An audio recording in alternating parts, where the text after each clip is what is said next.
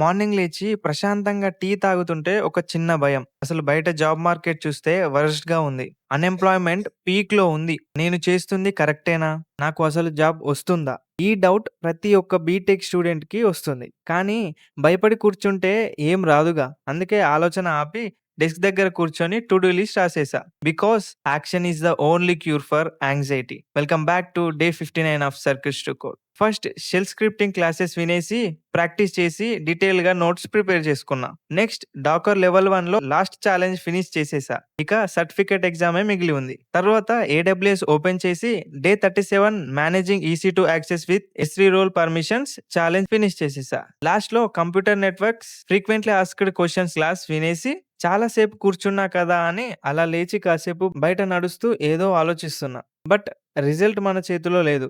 కానీ hard work ఉంది. Let's touch the process. Day 60లో కలుద్దాం.